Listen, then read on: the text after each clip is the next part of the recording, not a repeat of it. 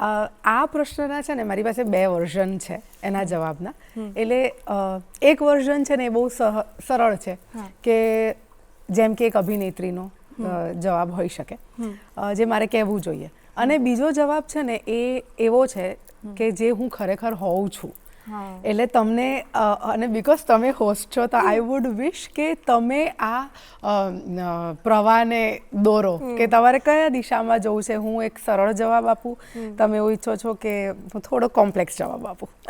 Complex always complex. તમે શું છો એ અમને વધારે જાણવું હોય ને. સો યસ, મને છે ને સવારે હું જાગું ને એના પછી 2 થી 5 મિનિટ આમ થોડુંક મેડિટેશન કરી અથવા તો આંખો બંધ કરીને મને બેસવું ગમે. અને તમે જોજો નાના બચ્ચાઓ છે ને સવારે જાગે ને, તમે એમને કંઈ કહો ને તે અકળાઈ જાય. એટલે મને ઘણી વખત એવું ફીલ થાય કે સવારનો જે સમય છે ને એટલો બધો સ્વકીય છે મારા માટે કે એ સમયમાં મને 2-3 કલાક મારી સ્પેસમાં રહેવું ગમે. અને એ ખાસ કરીને છે ને આમ પેલું કહેવાય ને કે શોષવાનો સમય અને શું કહી શકાય, એબ્સ્ટ્રેક્શનનો સમય. એટલે અમૂર્તતા હોવું, અમૂર્ત હોવું એવા પ્રકારનો સમય મારા માટે હોય છે. એટલે હું સવારે સરસ મજાનો ચાનો કપ લઈ અને હું હિંચકે બેસું અથવા તો કંઈક સાંભળું. એટલે એબ્ઝોર્પ્શન અને એબ્સ્ટ્રેક્શન કહી શકાય.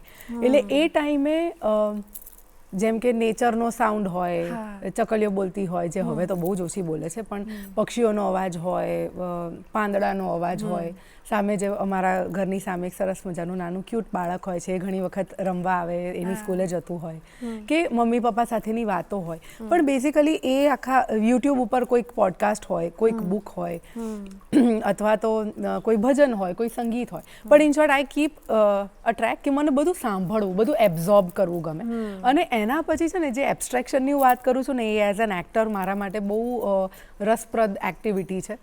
કે એ એબ્સ્ટ્રેક્શનમાં એ અમૂર્ત મનની અમૂર્તતાનો છે ને એક બહુ સરસ પેલો મિનિંગ એવો છે કે જ્યારે તમે ફોર એક્ઝામ્પલ આપણે એવું જોઈએ કે એક છોડ ઉપર એક ફૂલ ઉગ્યું છે, તો એ આઈડિયા આપણે એની ઉપર એક જનરલ પર્સપેક્ટિવ બનાવીએ રેધર દેન ડિબેટિંગ કે આ યલો છે કે ઓરેન્જ છે કે વાદળી છે કે કયા કલરનું છે.